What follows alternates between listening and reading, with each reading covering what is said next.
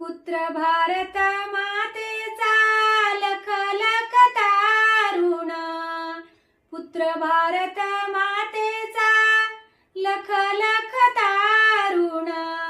सेवा करीतो देशाची शस्त्र हातात धरून,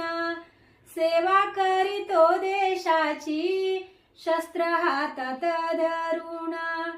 पुत्र भारत मातेचा सेवेत तिच्या तल्लीन,